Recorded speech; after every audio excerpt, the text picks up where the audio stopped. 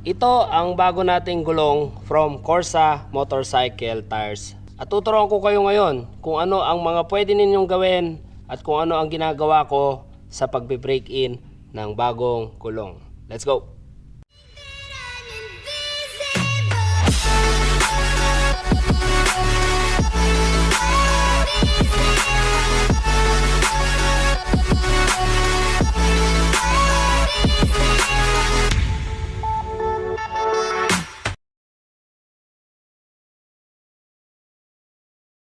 Ito yung motor natin na si Domo. So isa siyang Kawasaki Dominar 400 UG. At nasa kalagitnaan tayo ng hindi pa tapos na expressway. Dito ko napiling i-break in ang ating bagong gulong from Corsa Motorcycle Tires Philippines. So itong gulong natin ngayon na bago ay Corsa R93 Platinum. Ang size niya sa likuran ay 160/60 rim 17 M/C, ibig sabihin motorcycle.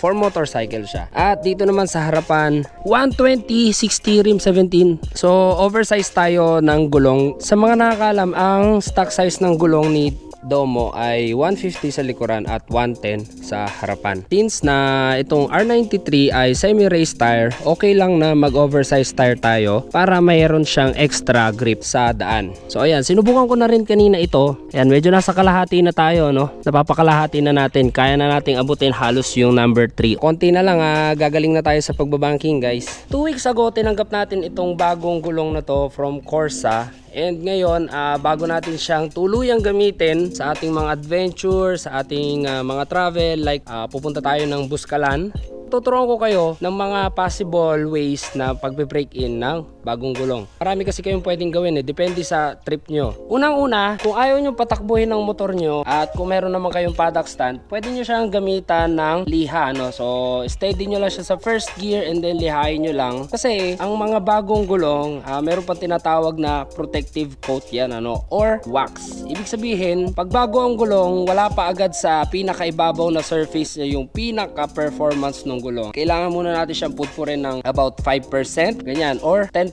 para lumabas yung tunay na performance ng gulong. Lalong-lalo na dito sa R93, isa siyang semi-race tire. So, kailangan muna natin talaga siyang i-break in bago natin siya gamitin sa kalsada, lalong-lalo na sa racetrack. So, bakit si R93 yung napili ko, no? Sa mga nakakaalam, yung mga past na gulong ko is dual sport tire. Si Corsa, meron din naman siyang dual sport tire, pero mas nagustuhan kong gamitin si R93 dahil semi-race tire nga siya, nasa soft to medium compound siya, nagbibigay siya ng mas makapit at mas maraming grip sa kalsada. Although less lang yung kanyang grooves or yung mga dadaanan ng tubig or dadaanan ng dumi, ito po yung grooves na sinasabi ko, no? Yung mga linya-linya na yan or tread pattern. At base rin sa mga tropa natin na ambassador na gumagamit ng Corsa R93, talaga namang napakakapit ng gulong na ito. Kaya naman bago natin siya tuluyang gamitin sa ating mga travels, adventures at long rides, i-break in natin siya.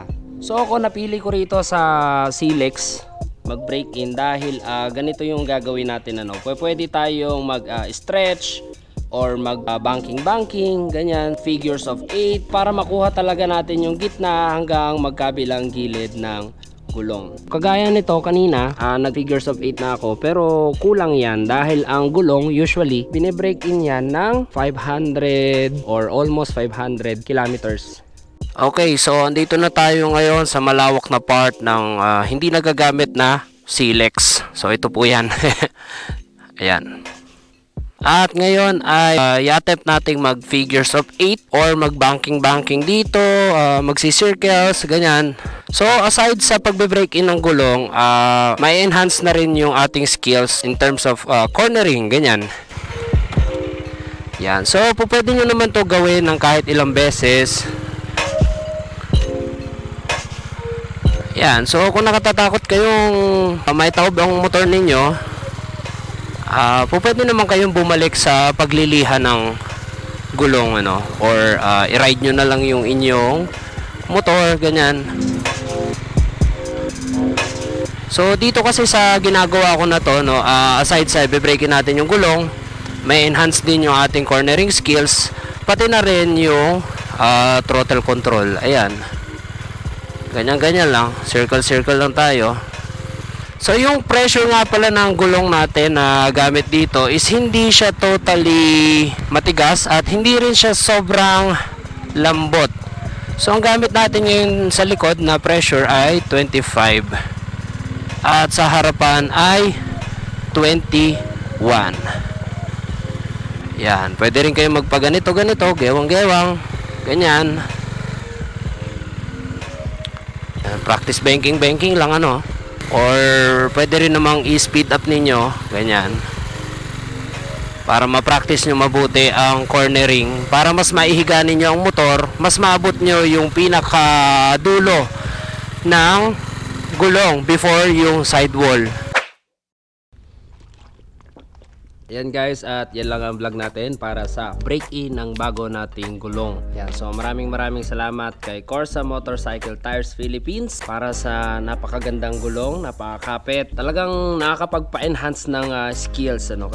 Halos nasa kalahati na tayo ng 2 and 3. So konti na lang matututo rin tayong bumangking ng matino. So hindi naman natin totally kailangan bumangking sa kalsada. Ang kailangan lang natin is marunong tayong mag corner. Someday makatagpo tayo ng kalsada na biglang sharp, hindi tayo mamemreno or tatayo sa kalsada at lalagpas sa kabilang lane. Instead, ko-cornerin natin ng maganda yon at hindi kasi maiwasan minsan yun na kahit mabagal ang approach mo pagka sobrang sharp talaga yung curve, lalo na sa gabi. Hindi mo talaga maiwasan na prenuhan yun. So ako naman kasi, metras pineprenuhan ng corner, mas tatayo ang motor. Para naman hindi tumayo ang motor, i-corner natin. Ititiwala natin doon sa makapit na gulong yung safety rin natin. Hindi porke pumreno ka or itinayo mo yung motor mo, safe ka na. Kung minsan, yung safety is nandoon sa ilalagay mo yung sarili mo sa tamang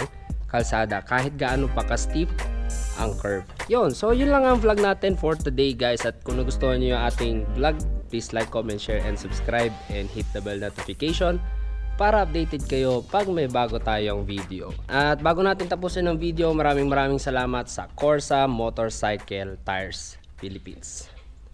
Alright, ride safe and see you on my next one.